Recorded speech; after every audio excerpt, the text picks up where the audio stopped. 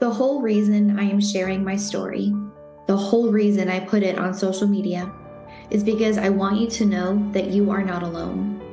The hardest thing over the last 2 years of studying and failing was the ever-mounting feeling that I was alone. Each time I failed, I felt more isolated, more like I was on an island all by myself. More like I must be stupid because smart people don't fail the same test over and over again. More like I must not be meant to be a CrossFit coach because I can't pass this test.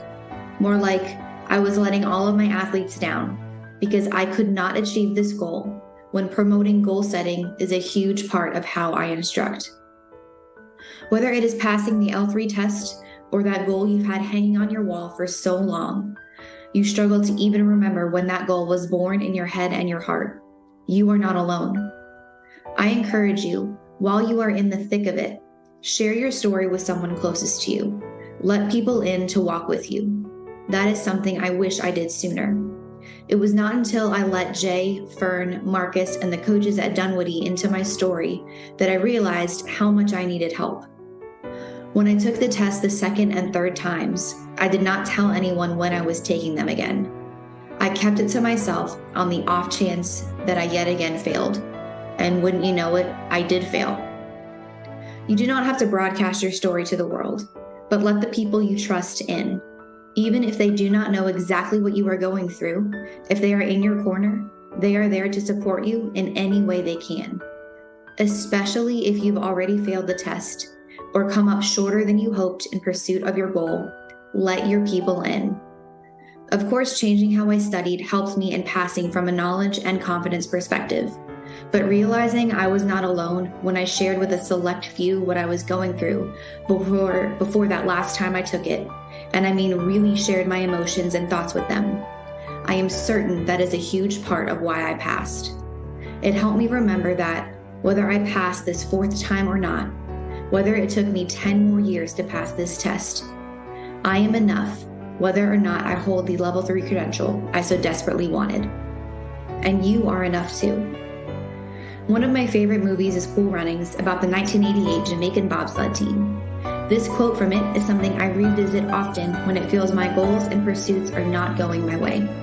In fact, I watched this movie for the first time in college while in pursuit of my 38-foot triple jump goal, and it's stuck with me since. In the movie, Coach Irv Blitzer says to Doris Bannock, one of his athletes, "Doris, a gold medal is a wonderful thing. But if you're not enough without one, you'll never be enough with one." And Doris says, "Hey coach, how will I know if I'm enough?" Coach Irv says, "When you cross that finish line tomorrow, you'll know." Whether you are taking the test for the first time or the 4th, whether the goal you've been after takes 3 months or 3 years to fall, you are enough exactly as you are right now, regardless of the outcome.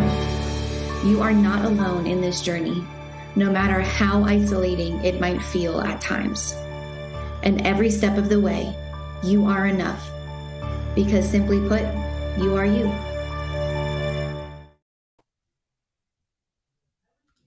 I'm not sure everybody was ready for that. I didn't know that was happening, by the way. So many people are crying right now on the internet that don't want to talk about it. Oh my goodness. Jay's whole face is wet. He's like sweating and crying right now. It's a mixed emotion I have. Welcome back to the show, everybody. Young Katy is making her return to talk about journey. Are you crying, Young Katy? That got me. I didn't know that was going to happen. Her own story. Her own story got her. No, not my own story. You're your own motivational speaker. And that song. Oh, yeah. That's right, Nikki. From Hercules. Right, I'm not crying. You're crying. That was a great piece. Who put that together? That's Cody. Well, when did you do that? Did you do that this morning? I recorded it this morning, so he put it together. That's good. Yeah. Wow. You just didn't know. But Young Katy is back. We're going to talk about the level 3. We're going to talk about her journey to get the level 3 credential. And more importantly, what she changed that actually got her to the point where she felt confident to take. So confident that we're going to talk about the worst story I've ever heard with regard to actually sitting and taking the level 3 when Young Katy was in the testing facility. So most of you guys don't know this, but we're going to get into this in the story. But I do want to have a little what we call foreshadowing, which is she was so confident that there was basically catastrophic failure in the testing center, and she still passed the test on the 4th try. So anyway, Katie, how does it feel to be level 3? Really, really good. It's truly like when I got the piece of paper, it honestly felt like a weight was lifted. It's been a long sought goal. So congratulations from the team to you. We're thanks, proud of you. guys. And I legitimately could not have done it without you guys. Like that's not an exaggeration. Goes without saying, Katie. You could not have done it. Katie, tell everyone. Mostly Jay and all the hours that he put in studying with you is how you made it to the finish line. FaceTimed you. I do. That is part. I wasn't even gonna bring that up, but you brought that up. So I was driving home from the test, and Jay FaceTimed me, and he was in a towel, and he FaceTimed me, and the way he answered was as if he was surprised that I answered the phone. And part of me thinks that he was like talking to Roz, and he's like, "Oh wait, Katie just texted me. She passed the test, Roz. I'll be right back. I'm going to go think and do the most awkward thing I can think of and then FaceTime her." So he then put the towel on. You're like, "Oh man, just got me out of the shower." That's what I envisioned happened. But yeah. I like that you think that I am that creative. But we all know that you're not. I was just in the shower and I wanted to call you. Well, thank you. I am HR, Trish. I am HR. Just like always, Jay shows up at the 11th hour and takes credit for all of the work done prior to be like, "Hey, I would like to congratulate you on your journey and kudos to me for getting you there." Let's talk about it. Yeah, Katie, when did you take the level 3 the first time? I took it in, I have the papers hanging up back there. It was 2020, the fall of 2020. Okay, so this is a 2-year journey to take the test 4 times, pretty much, roughly. Correct. You took that before you met us. Yep, I did. That was your first mistake. It was, and funny enough, the first time I was studying for the test, a friend of mine who I now still coach with, but I was coaching with her, and she's like, "Hey, I know you're studying for your level 3. I just went to get my level 1, and this guy named Jason Fernandez was at my level 1, and he has this podcast called Best Hour of Their Day." So I listened to an episode. I can't remember who you guys were interviewing, but you were talking about the level 3, and so I listened to that episode a bunch of times leading into the first time I took the level 3. So I kind of knew you guys. People listen to our episodes multiple times. I did. I don't know if people do. The ones that I'm on. Yeah. So before we get into this, full disclosure, we cannot guarantee that by listening to the podcast, you will pass the test. No guarantees. Okay. There's no guarantees. Also, this is legally speaking, we cannot say that we have a level 3 because we don't, right? Like we don't know what the test, we don't know what any of the questions are in the test. So we just going to help you study for the material, but we cannot say that like, "Hey, you're going to, all of this stuff is going to help you get that credential." That is not something that we are capable of doing. I want a disclaimer at the top. Okay. So Cody's crushing it today. But we did want to put that stuff in there because it is important, but we are going to talk about how Katie studied pre-passing and then what changed once she went into the 4th one, and how all of that went down, because I think that is one of the fundamental pieces that's changed. So one of the things we want you guys to get away from this show is, because most of you are tuning in, a lot of you guys do follow the podcast because you want to climb the ladder and get that credential, is we can't tell you what's on the test because quite frankly we don't know, but what we can key you on is how you should be studying to most effectively prepare yourself to sit and then get that credential moving forward. So still the only level 4 in the team, right? It's like still being the only kid with a unicorn as a pet, right? It's just not real. A lot of level 3s on the team right now. Only one. So Katie, where would you like to start here? So you help me take the listeners on a journey and the viewers on a journey, which by the way, if you haven't subscribed to the YouTube channel, what in the fuck is wrong with you? Please subscribe to the YouTube channel. Just go down, find the button, hit it, subscribe. It's in this area. Just right somewhere in the area. Yeah. Like it's somewhere on your screen. Right under my finger phone. Right now. Yep. Right now. This is it. Go do that, please. For the love of God, please do that. Help us help Young Katy and many, many other poor starving children like her get their level 3. Okay. But Katie, where would you like to start? Well, I guess we can start with like when I set the goal to want to become a level 3. That's a good place to start. Yeah, when did you do that? Start there. At my level 1. Oh, right away. Just right all away. in. Well, I was sitting in my level 1, and the pyramid where it has the level 1 at the bottom, level 2, level 3, level 4. We were looking at that and talking about how if you want to rise up as a coach, level up, you start here at the level 1, which is where we were at, and then you can raise through until you get to that level 4. And I remember setting that, which is what Jason Ackerman is. When I was sitting there, I remember setting that goal that he's not gonna do that, by the way. He doesn't have the cojones. It's like a doctor going back to med school because appreciate you bringing that up though, Matt. I appreciate you bringing that up, but Jay doesn't have the cojones for that. Look, this show is not about me today. So anyway, I was sitting there and the pyramid was up, and that's when I set that goal, because Chuck Carswell was actually Who was leading it? He led that. It was Who in else was Atlanta. there? The Chuck Carswell. Chuck Carswell, Jenny Orr. I don't remember who else was at my level. I do, but I remember those two because sometimes I get my level 1 and level 2 mixed up because they happened both in Atlanta. So was she? Oh, was she still? She must have still been in Florida at that point. When did you take your level 1? In 2017. Yeah. Yeah, and she probably wasn't in the flow yet either. That's why she was with Chuck. Yeah, she was with Chuck. Yeah, we were, because Jenny and I moved to Colorado like at the same exact time. That was 19. So yeah, she was still in Florida. But yeah, so they put it up there and we talked about that, and Chuck Carswell led us through how, you can level up, credential up. And I decided I wanted to become, my actual initial goal was to become a level 4 by the time I was 30 years old. And so I have a note in here. Cody provided extensive notes. Katie's experience at her level 1 certification first of all, Cody. Oh my goodness. Fern, can you believe Cody did that? Did what? Did you hear what I said? Katie's experience. Nobody's listening to you. At her level 1 certification. Oh God.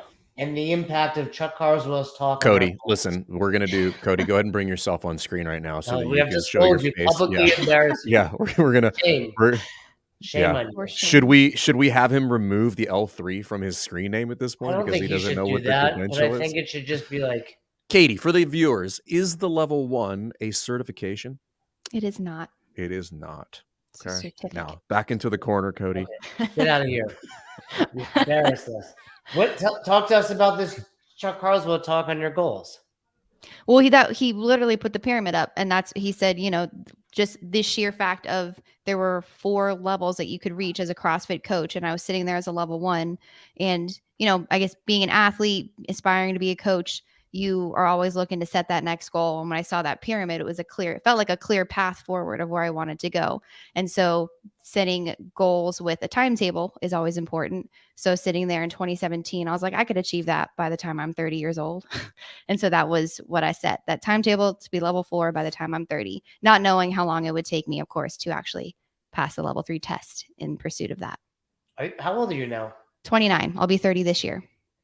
29 is the best age. When's your best age? Oh, you're in April, right? April. The best. We're gonna have a big. You're still in your 20s, but you're like late 20s. So, but you're like, oh, you're responsible, but you're not quite 30. So they're not like, you're like, we're not going to give you a ton of responsibility. I think we're gonna head over to Georgia to celebrate Katie's 30th in April. Seriously, you guys should come. Could hang out. It's going to be a rager. There's going to be ice cream. She's going to Disney. down. We should go to Disney World. Really? Want to meet up in Disney for a best hour? Best hour trip to Disney. Let's do it. So you take your level 1, and then like most people, you go on to your level 2. How long after your level 1 did you sign up? With like a year exactly. So exactly 1 year later, I took my level 2, which is always impressive, right, Fern? Because most people at a level 2 are like 5 years. Like I have to be here. So it's always great. It's like I think it's like a pretty wide. It's a pretty big. Spread these days. Like I don't think it's like more senior. Like I've seen people come in that are taking L2 within a year now recently.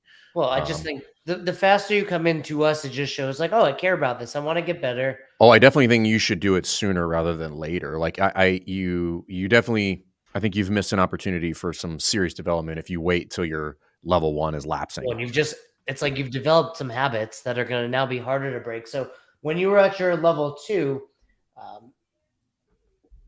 did you realize you had some shortcomings as a coach? Yeah. So it was Steve Haydock was the flow master of it. Woo. Man, was he nice to you? He was very nice. I don't remember him being mean. He's nice to the ladies. Women. He's nice to the ladies. Yeah. And Lindsay was there. Lindsay Andrew. Never heard of her. And then I think Connor Murphy. Yeah.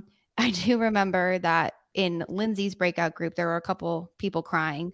But though, they were, I think a lot of people come in there thinking that which I guess like you're speaking to however long you've been a CrossFit trainer before you go into your level 2, thinking you're one way. And then if you have, years of developing those habits, not realizing, and then having it exposed at the level 2. And that's what happened to me. I truly would not have considered myself a coach or a trainer until after that level 2. I had no idea how bad I was or how much I just was not doing until after that level 2 weekend. What was the biggest takeaway from the level 2, right? So there's obviously for a lot of people, the overwhelming feeling of I'm awful. Mm-hmm. But once you get over that hump, then you're like, okay, I need to work on what? Yeah. For me, it happened during the breakout sessions. When you're trying to do the watch in the static and then focus in the dynamic and then watch again, realizing how hard that was in a setting where you're already stressed out, and then you're already, you don't do that in a normal class setting anyway. And so then when you're trying to do it there, if I had to have been evaluated and pass or fail, then I would have failed 100%. That level 2. Well, thankfully it was a short test afterwards, but yeah, that was that was definitely eye-opening. For the record, 99% of people would probably, if that was a pass-fail evolution, would probably not pass. Yeah, and I don't mean that to be. I don't mean not you. They're like, you're funny. Level 4. Yeah. That's exactly what the old level 2 and now level 4 was. The life. Yeah. Yeah. Jay's real late to the party. I think one of the big things that people come to the realization at the level 2 is number one, the lack of basic knowledge, right? Which then makes this idea of seeing and correcting in real time seem crazy difficult. And like as Jay was stating, like that is a contrived scenario, meaning like nothing about it seems normal when you put people in and you kind of like put them into groups they've never been into and you isolate a specific coaching skill. And a lot of the pushback is like, well, this is not how I coach. And I'm like, right. But we have to be able to basically extract one aspect of your coaching to see if you're good at it, because it's easy to hide deficiencies if there's a bunch of stuff going on.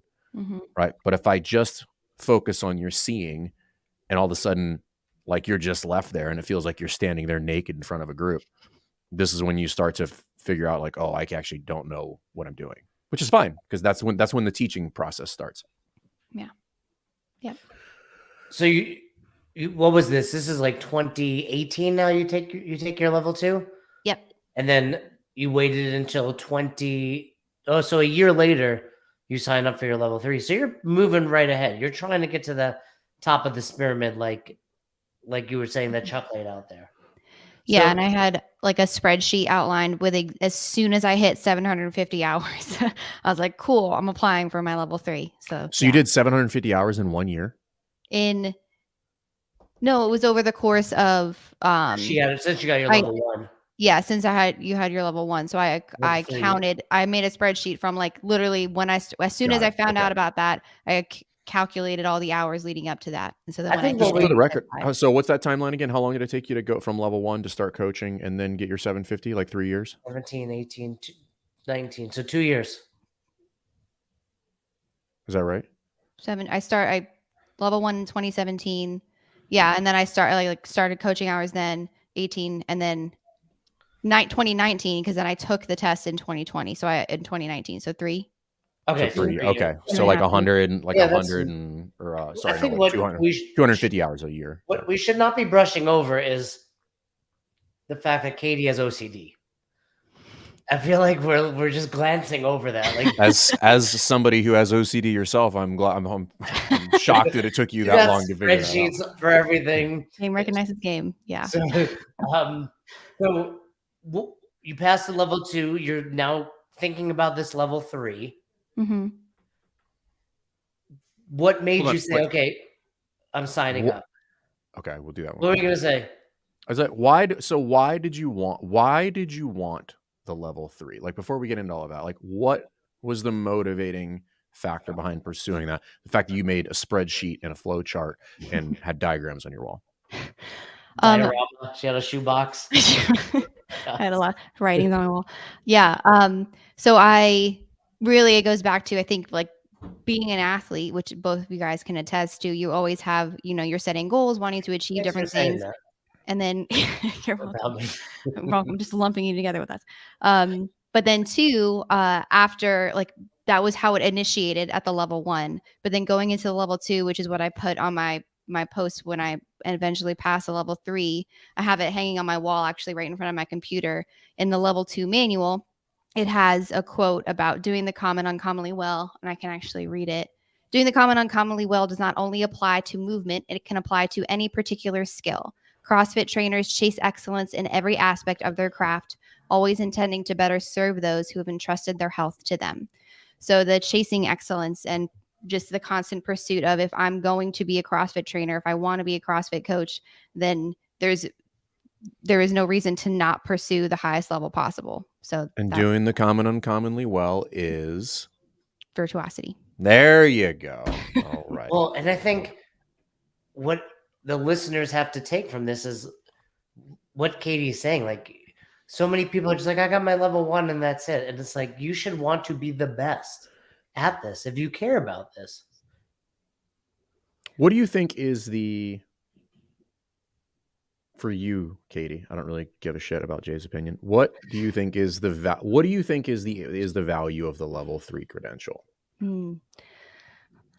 So the sheer fact, I believe if you've passed the test, whether it took you 1 time or 6 times, if you sat for it, you studied for it, it shows a really high level of knowledge, the methodology of CrossFit, your ability to apply it in a stressful setting outside of the gym, which I think is valuable. But really, I wholeheartedly believe, especially because it took me 4 times to pass it, I think the credential is incredibly important, but it's far more important what you gain in your knowledge in the journey. So even if I did not pass it yet, if it took me actually 10 years to pass the test and I never earned the credential, I believe that I was a far better trainer, a far better coach before I passed it that 4th time than I ever was before, because of the act of studying and reviewing. And I didn't just, watch videos or do stuff online. It was what was I trying to do to apply it in the gym? So I believe it's the value of the actual pursuit of the journey rather than the actual earning of the credential. Again, that is super important, but everything leading up to it is what really matters. Well, but I agree with that sentiment wholeheartedly. The pursuit of it is far more important than holding the actual credential. Mm-hmm. The actual credential, at the end of the day, it's a piece of paper on the wall and actually doesn't mean anything. Like, all the time you put in to get that, all the time that you did studying the level 1 manual, the level 2 manual, getting out on the floor, coaching athletes, like, that is, what is having you or allowing you to progress and making you a good coach. And I think that, the credential is what gives people a target to shoot at. But then it's just like, are you going to actually pursue that is the question. So kudos to you. I think that's a fantastic answer. Okay. So let's talk the level 3 journey, because I do want to get to the actual passing test, because this story is bonkers and it gave me hives listening to it. Do you think I guess I can tell it in a way that's not, we did put the disclaimer out there, so I'll tell it in a way that's not revealing. I don't know that you could reveal. Nothing that you would say would be in violation, I don't believe. Yeah. Of the disclosures. It would be ironic if on the podcast Katie got her level 3 revoked for breaking the NDA. You did sign a non-disclosure agreement, by the way. Did. When you do that. So So we'll get there. I want to get there. But Mhm. so you talk to us. We don't have to talk about like the actual test, but like talk to us about the experience of sitting for the test the first time. Yeah. So the first time, because it was 2020, like the end of that year with COVID. It's a good year.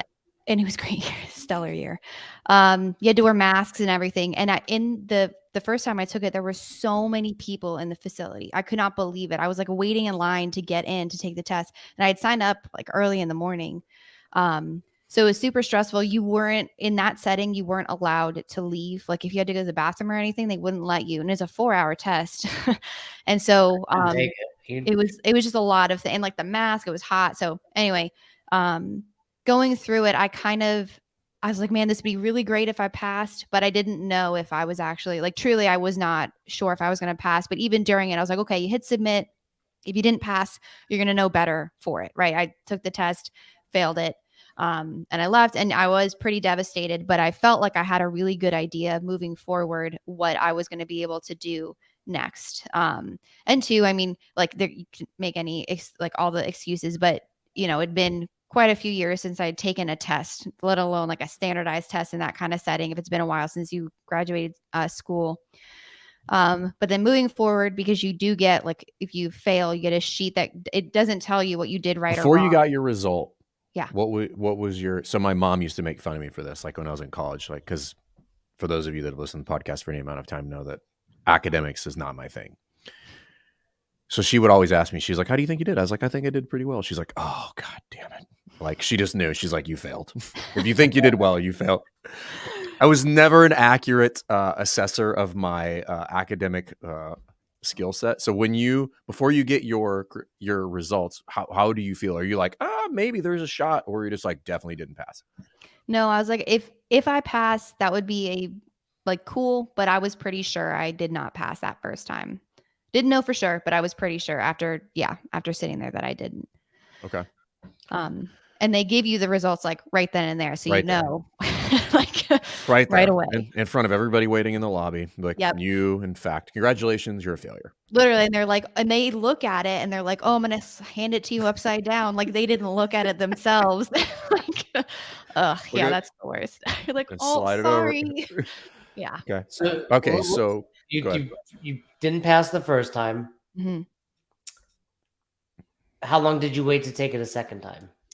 Almost pretty much a full year. So I took it October 2020 and then October 2021 because had some life changes, I got married, and I started a new job. At that point, you're now with us. Yep. Now I'm with you guys in May of 2021. And you didn't tell us that you had registered again. I didn't. She withheld. I didn't. And that's truly like a huge part of it is that was Katie judging us because she thought we were going to be judging her. So who's the judgy one, Katie? The turntables have turned. Yeah. How the turntables have turned. But it truly is all it's an internal thing, right? Like if you fail and you feel like you're not enough or you're struggling, the thought of telling people that I was going to take it again, and then the thought of failing and having to tell people that I failed again, I know it seems silly because again, of course, if you trust people and you let them in, allowing people to share in that journey with you, one, it allows them to share. Maybe they didn't fail their level 3 times, but maybe they have had other failures in their life that they can walk with you through. But I do agree with this. Yeah. I definitely you would not pass the level 3. Yeah. Being your pants is cool. Consider me Miles Davis. But now, of course, now they do let you leave the test room. I know that's important to you. Oh, they do? I remember I did when I took it. Yeah. The ones I took after that. This is a classic scenario of like back in my day, there were no bathrooms. I don't know the last time I've gone 4 hours without peeing. That's like I don't know the last time you've gone 4 hours without peeing. That's crazy. It's crazy. It's good. That'd be so okay. So you didn't tell us. I don't remember then. Did you come to us and say like, hey, I failed again and I want to take it a third time? So the second time I failed, I remember it was the three of us and Marcus. Nobody else had joined the team quite yet. and we were on a call, and you asked employee one over here. But you asked me it was our Monday call, and you were like, you took the level 3 on Friday, didn't you? And I was like, dang it, he remembered. And then Fern was like, your face got so excited, and I almost cried on that call because I knew I had to tell you guys. But again, you didn't meet me with judgment or like, oh man, there's that Katie failing again. It was totally inside of me, because I let that fear and that lack of confidence really come out. But after that time, I thought, okay, cool. I'm just going to readjust, figure out how to study again. And I did. I changed my study habits. And then after that second time, going into the third time, which I wholeheartedly Before you go there, hold on. Before you go there. So when you study for so we'll call it rep 1 and rep 2, how are you studying and what are you studying? So rep 1, first time I took it, right, is I reread like all of the material that they put on the CrossFit level 3 training guide. So the level 1, level 2, all of the articles, any of the suggested like online courses. And you did that, leading into the level 2 as well. All of that. I read through all of those with specific focus on the level 3 articles. I read those 2 and 3 times. And it was, then when I took the test, I realized like, wow, I read all this stuff and I didn't know if I ever didn't retain it well. There was a disconnect between me just reading and watching videos and then trying to take a test. There was a huge disconnect. So the second time, rep 2, I did that similar focus, but then because when you do fail, they give you, again, not telling you what you failed specifically, but they'll tell you if you scored higher or lower in a category. So there's the 6 categories that you go through in the test. The higher or lower in that category. So I focused specifically on the ones that I scored lower on, and nutrition, programming, and teaching were 3 that I consistently scored lower on when I failed the test. So I would focus specifically on those. So the second time, specifically going in, like watching the spot the flaw and all the videos and seeing, like skipping to the end, taking the quizzes so that I could see if I could like answer the questions without having taken the whole course leading up to it. Okay.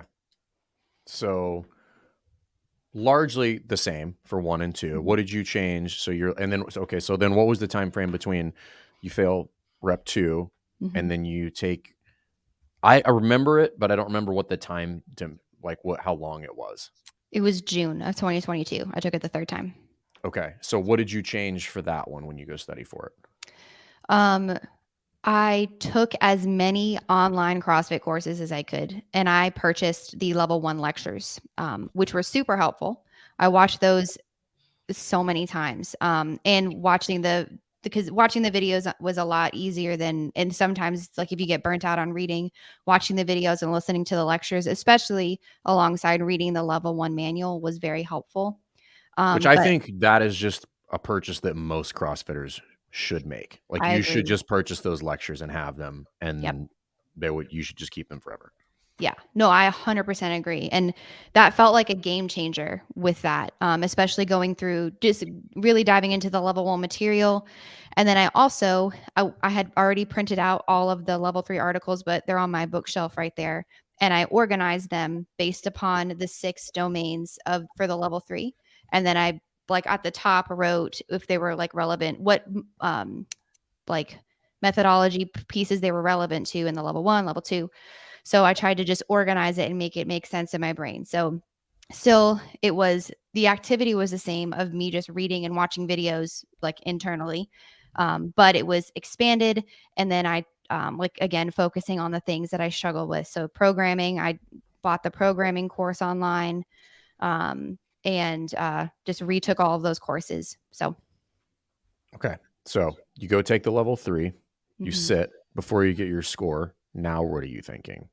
I was certain I passed that third time. Oh, that's the worst kind of failure. Yep.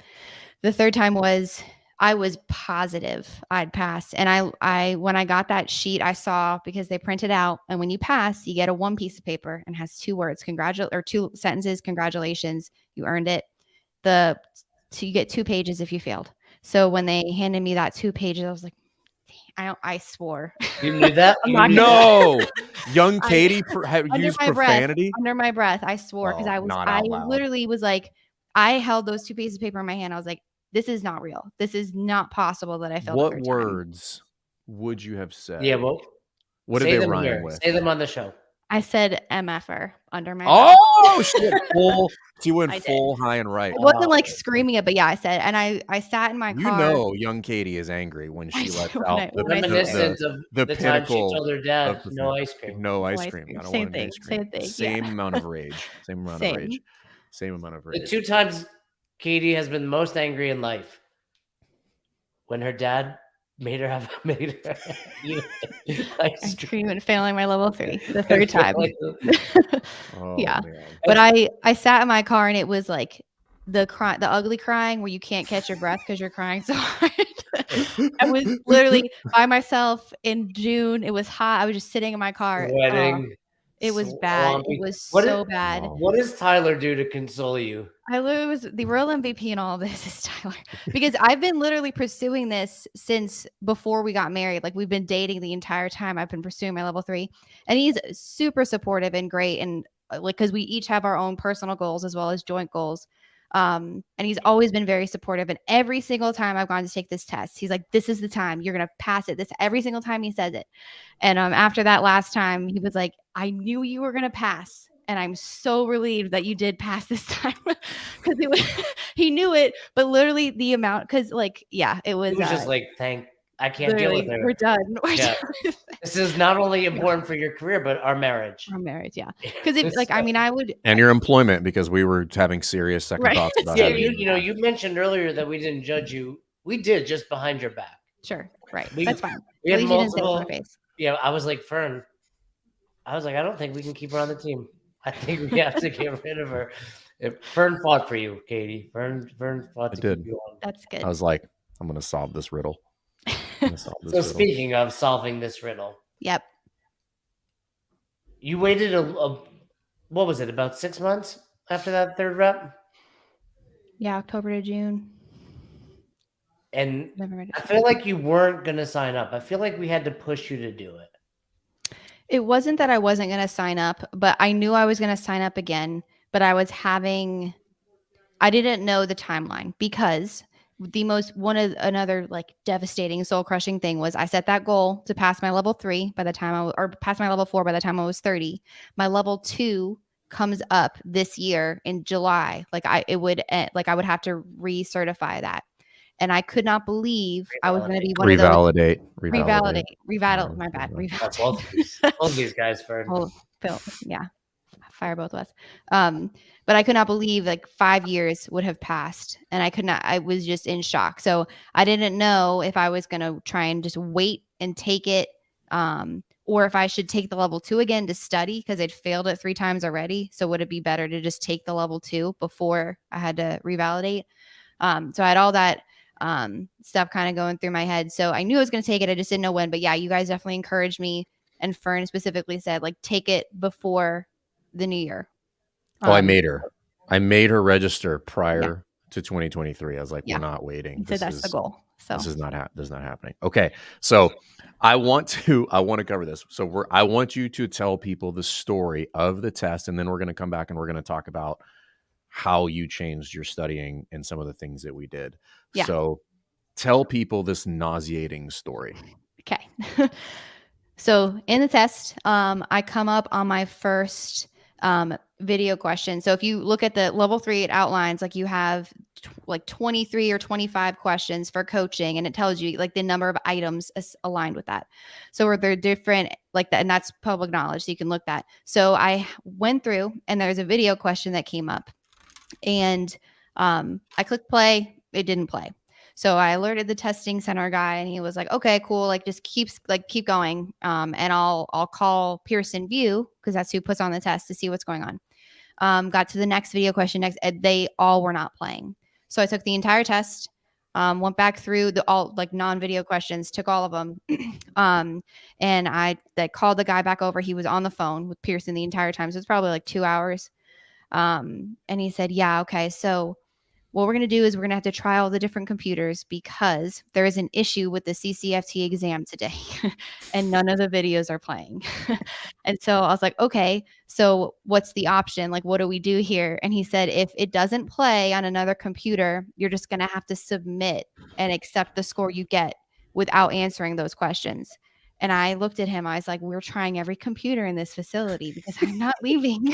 Okay, he says, that's not an option. Yeah, no. Literally, I was like, that's not an option at all. And so we tried all the computers, and thankfully one did actually work, and I was able to finish and take those. How many computers did you try before you found one that worked? 4 computers. So okay, so you tried 4 computers. But all of this time, you've gone through the test. You've not answered this huge batch of questions. Mm-hmm. And the clock is ticking while you're wasting time talking to the Pearson Review testing person and trying out all these different computers. So you get there and you're like, okay, I have now I can access these videos or the video questions of this. How much time do you have left? An hour. Do the math on that, everybody. That's 4 minutes per question, which is not a ton if you're watching videos. Like some of those videos are, I don't know, 30, 45 seconds, maybe. I think, I don't remember, but I think they're not like 5 seconds, you know? Right. So all of that, and she still walks out of there with a W. One piece of paper. Yep. The one piece of paper. Yeah. And the guy too, the guy was the testing center guy was invested because he was in it with me at that point. And he now has a Young Katy t-shirt. Exactly. And he came around there was another woman who printed it out for me. And he came around the corner. He's like, "Did you do it? Did you pass?" I was like, "I passed." What was he? Walk us through that exact moment. When I might actually cry talking about this because I came out. That'd be better for viewership, for everything. If you could cry, that'd be great. But I came out. I was one of 4 people who took a test that day because it was the day before Christmas Eve. It was December 23rd. Well, that would have ruined your Christmas. Yeah. Merry Christmas. I came out of the computer room and I turned right. And at the end of the hallway, I saw the woman. I think it was her and her husband ran this testing center, and she was holding one piece of paper, and I could see through it that it had two. It had two. X-ray vision. How far away is this? It was. I knew intimately what 2 pages looked like. So I knew what 2 pages looked like. So I knew what 1 page is going to look like. So, and she handed it to me, and I was so excited. And then I cried again in my car, but this time Did you hug anybody? I didn't. I really wanted to hug someone, but I didn't want to hug strangers. Did you curse? But this time in a positive. You're like, fuck yeah. No, when I'm happy, I don't swear. So, but that's why we're different. That's why we're different than her. Yeah. But I was very ecstatic. And then I texted you guys. I texted Tyler, and then I texted you guys. You texted Tyler first. Yeah, that's messed up. That is really messed up. I did. I texted. Did you text a group? You text us as a group, though. Yep, the 3 of you, Marcus, and Vern. I cannot believe Tyler got the first text. He did. Well, he got all the ones before of me sobbing and not really understanding what I was saying, so he had to get the the happy one too. He got to see Katie ugly cry, so she figured to get the first. Now, we've noticed it on the team. Does Tyler recognize how different you are since passing the level 3? Like arrogant, very cocky. Some say cocky, right? Like lots of just mean. If I'm being fully honest, he said that specifically the other day. He's like, "Wow, I can't believe how mean you've gotten since you passed the level 3." So it just happened. You haven't done laundry since you got that thing. So, tell us about the support system you had. Fern, what did Fern do that helped you prepare? Well, first thing I did after I failed that 3rd time in June and I was in shock, I sent you guys a very long email. I actually have it pulled up. I outlined everything that I did. I recounted it for you guys, what I did. And so I ended the email with, "I truly am at a loss. I'm not sure what to do. It's clear that the activity of studying and the way I'm doing it is not resulting in passing the test." And again, I go back to what we talked about before. I believe wholeheartedly I was a better coach having gone through, that study process, but it was the activity that I was doing was not resulting in the actual passing of the test. So I knew I needed to change something. And so I know Fern did not read the entire email because he replied within 60 seconds of me sending it. And he knew all he saw was, but that's the Totally thing, a Fern move. all he saw was I was asking for help. And that he told me that like that was all he needed, was that I needed to actually say I needed it, and then I needed to actually act on it. And then Jay, you sent me a thoughtful reply a day later. But I knew A day later. Because you read it. Yeah. It took him a day to read it. Yeah, it took him a day to give a shit about Katie's feelings. I'm not a very good reader, and it was long. Yeah. I remember I was sitting next to Tyler when I was typing it out, and I literally sent it, and seriously, it was 60 seconds later. I got a ping right back, and it was Fern, and I knew it, and I laughed because I told Tyler, I was like, he didn't even read it. He just knew that I'm. That's right there. Number one. That's not true. I'm a significantly faster reader than most people think because I've been reading for many years. And number two, I have taken a couple little speed reading courses, but I still can't speed read. The number two, I knew how you were studying, and I knew what the problem was. I was just waiting for you to ask for help. What was it? So when you did, it was like, what was the problem? So this is kind of, we're getting to the crux of this. The problem is the same problem that most people have when they struggle with this test specifically, which is there's a fundamental difference between being exposed to the information versus actually like interacting and using it practically. And that was the hang up for Katie. Like, she was exposing herself to it over and over. And what I mean by exposing it to is like, you're reading it, you're listening to it, you're reading it, you're listening to it. So like, for instance, Jay, like, it's very different. Think seminar staff. It's very different than when you review the lecture, then you stand up there and you give the lecture the first time. Like, those are two totally different things. They're not even on the same universe, actually. And that was the issue, because that was validated when we started our kind of like little daily, like little huddles where I would have her teach stuff, because it didn't go well at first. It didn't. However, Katie is a quick study and got her shit together very quickly and then was on board with it. So I knew what the problem was. Like, she had been exposed to it, but she wasn't actually using it. Like, there was nothing forcing her to like communicate it or teach it or practically use that information on a daily basis, which is the big disconnect for everybody, because some of that information is pretty thick, right? It's deep. In multiple of those lectures, there are multiple layers to those lectures. And if you're only exposed to it at the very surface level, you're going to struggle, because you have to be able to take that concept and then be able to turn around and use it onto the floor. So we put a plan in place, and I'll kind of let Katie talk about like what we started doing, because we didn't spend, what was the most amount of time we spent in a given day?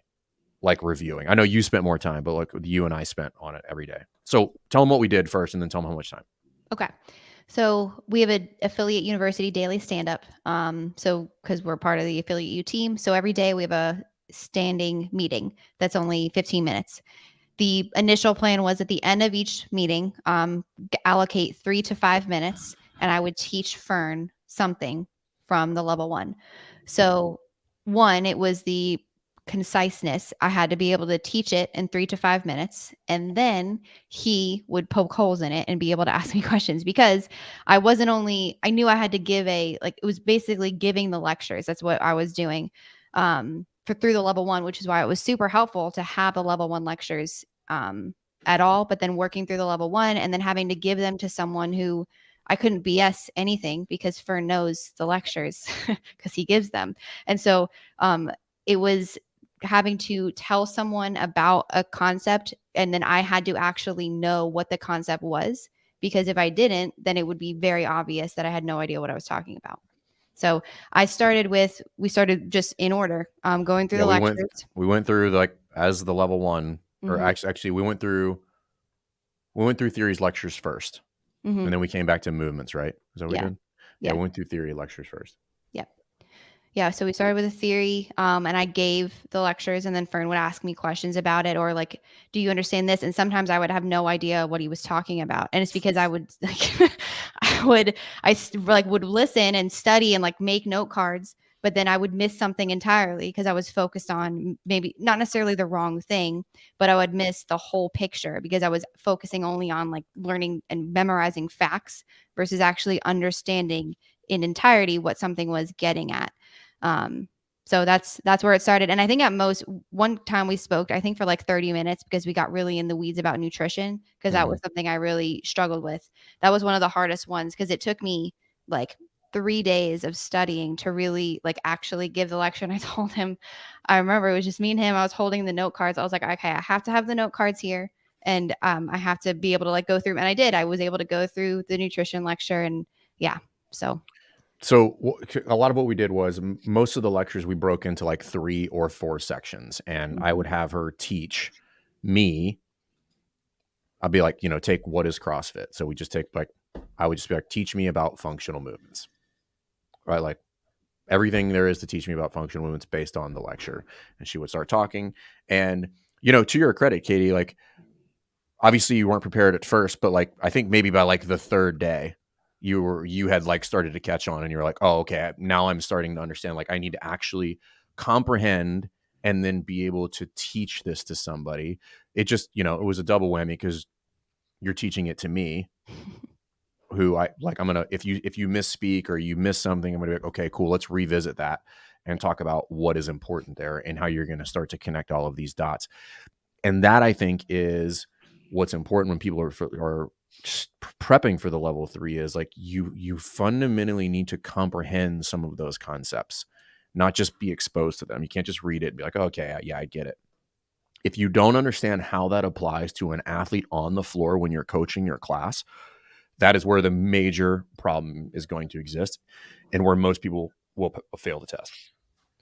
So that was a strategy. And then, so we did that for, I don't know, several weeks, I think. And that was only 3 days a week when we do that for our stand-up.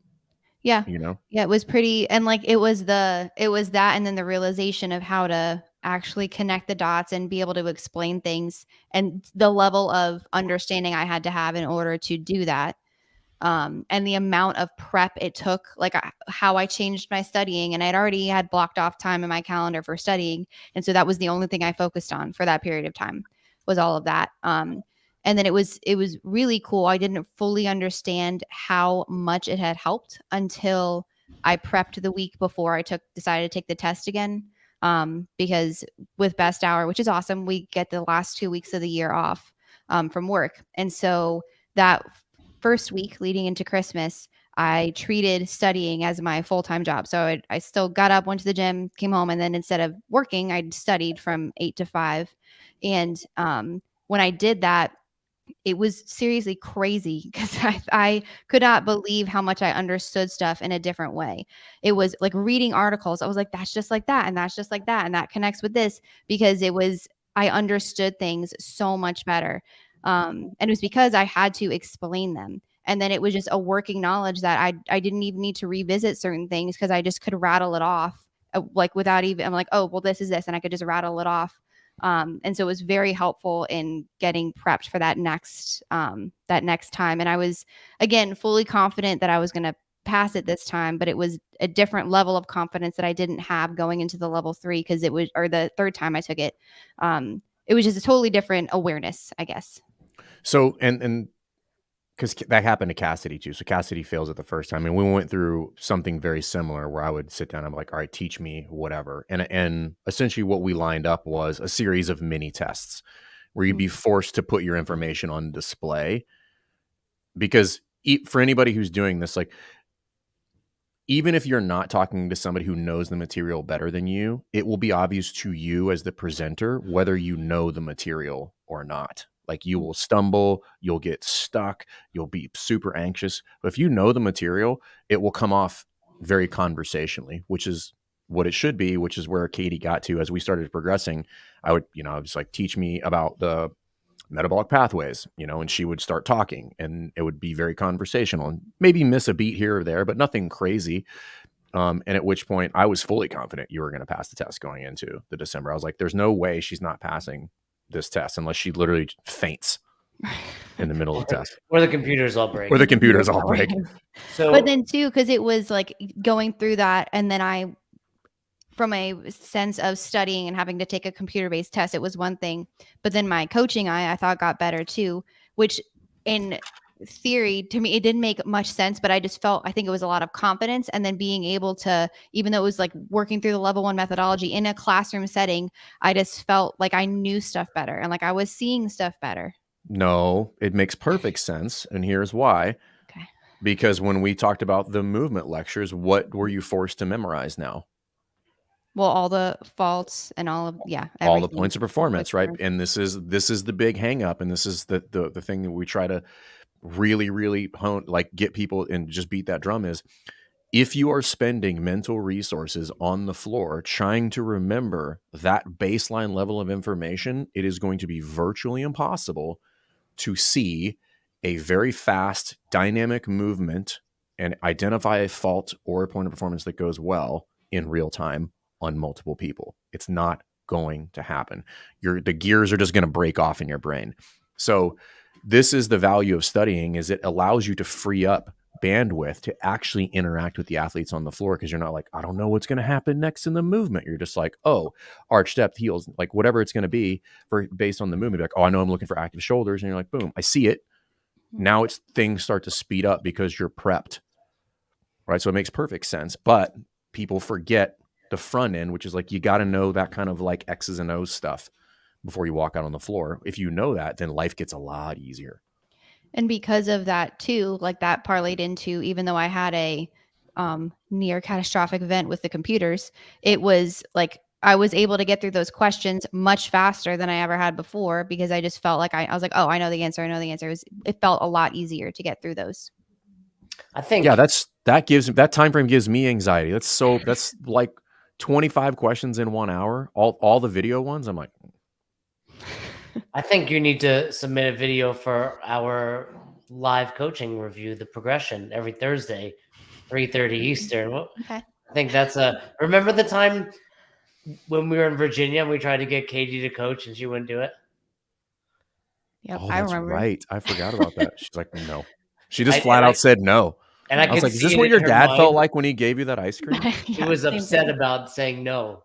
Like, she was like, you can see like the wheels turning in her head. You've got your level 3. What's next? Well, level 4 for CrossFit. Be reasonable. What's next? My level 4. However, I'm going to set a timetable in the sense of, I want to have an actionable goal that I reach in a certain amount of time. But after this, like, the process through the level 3, I'm not going to set, I have to get it by April 3rd, by my 30th birthday. It's going to be when, going through a similar process, when I feel prepared and ready, then I'll go for that. How many hours a week are you coaching currently, Katie? 6.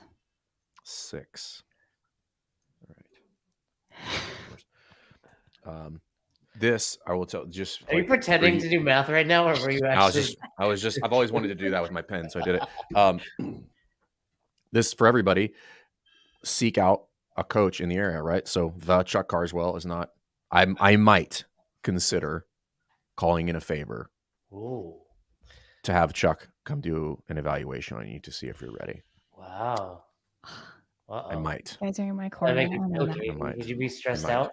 Well, yeah, of course I would be. But it goes to. But you need to do that. Like, you would need to do that before you walk into level 4, because you're just going to have a fucking breakdown if you've never done that before. How far is Chuck from where Katie is? How far are you from Marietta, Katie? Like 30, 45 minutes, maybe. Close enough. Yeah, I would go there. But that, like, Carswell, come watch Katie. Oh, it was really like, it comes with, and going back to when I regretted not coaching, the class at Rife and everything. It's a lot of it was not putting my own ego aside and not thinking that I was this great coach, but it was because I was terrified that I was a terrible coach, and then you guys were going to tell me that. But it's the whole idea of, if you let the right people in, and you guys obviously are the right people to have in your corner, knowing that you're not like trying to get me or like trying to expose me and make fun of me. You're legitimately trying to help me level up. And so it's loser. Yeah. Well, yeah, exactly. No, I think a little ridicule can get people tough. No, but so Joby is hitting this on this nail on the head, which is, if you are planning on taking the level 4 without having somebody who knows what they're looking at watch your classes, I think that is you deciding that you just do not value your own time and money, because that is not going to bode well for you. I think every time the team gets together, we watch Katy coach a class. It's fine with me. I want to watch you coach a class. Who, me? Yeah. I don't do that. I don't do Yeah. that. Well, that's pretty much what I thought I was going to see. So no, this guy doesn't do this. Can we go to best of? We are full here. We are full. All right. No need of coaches. You've got the level 4 in the future coming up. You've got the level 3. Last question for you. What advice would you give to someone just starting their level 3 journey? I really would do right now what Fern had me do. And it doesn't matter if you have a you guys level knowledge of CrossFit. If you have a coach that you're, pursuing this with, or they're level 1, level 2, whatever it is, find someone who has even a little bit of knowledge about what you're going through. And just start, you can do it together, but start going through the level 1 lectures, read through the level 1 manual. That was really that is the gospel for this. It's all the level 3 articles, everything was incredibly important, but nothing was more important than that stuff. And not just studying it, but actually understanding and grasping all the concepts. And it's not like you have to know every little thing about it, but can you actually explain what you just read? Because then going back and reading all the level 3 articles, it's literally just reinforcing everything you did in the level 1. It took me that long and that level of studying that week right before the test. That was the huge eye-opening part, was everything was just reinforcing the level 1 and the methodology there. And then 2, even if you've taken it before, I can't stress it enough that you that feeling. If you think you're alone, you're the only one that's ever failed it, you're not. If you failed it 1, 2, 3, 4, however many times, you're not alone. There's somebody else out there who's done that same thing, whether it's the level 3 or fallen short on the goal that they've set. So just put yourself out there, find people, and put them in. Ben is contributing to your level 4 journey. Ben, we cannot thank you enough. Ben, Thanks, Ben. That $4.99 is going to go right into the level 4. Yeah, to Katy's. The level 4. That's good. So I love it, Katy. And I think as we wrap up, let's play Katy's intro again for those that joined us late. In case you missed it, we can play it again. But I think Denise Thomas said it on the podcast years ago. It's the people that live and breathe CrossFit that ultimately wind up passing, that don't get distracted, that don't try to chase, the next shiny set of keys that comes their way. Like Fern says, it's the salt shaker, right? We just keep bringing it back to the middle. Nope. This is what we do. This is CrossFit. And if you do that, you will eventually pass the level 3, just like Katy, whether it's your first or second or fourth try. Anything to add, mentor, life coach, Fern? Yoda? Katy, we're proud of you. I'm proud of you. We're the same. We're both level 3s.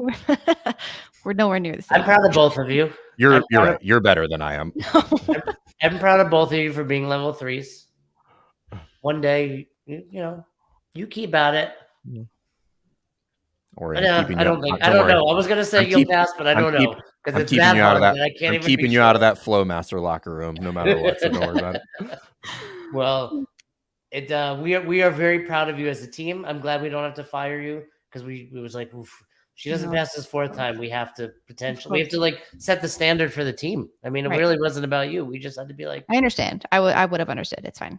Yeah, you would have gone to a career Orange Theory type of thing. Sure. Right? All right, Cody, take us out of here, dude. Take us back to the intro. The whole reason I am sharing my story, the whole reason I put it on social media, is because I want you to know that you are not alone.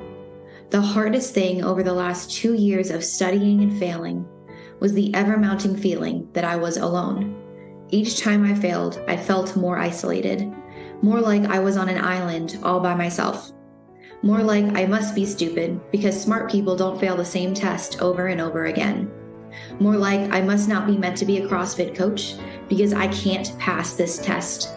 More like I was letting all of my athletes down because I could not achieve this goal when promoting goal setting is a huge part of how I instruct.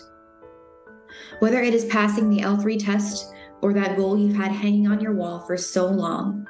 You struggle to even remember when that goal was born in your head and your heart. You are not alone.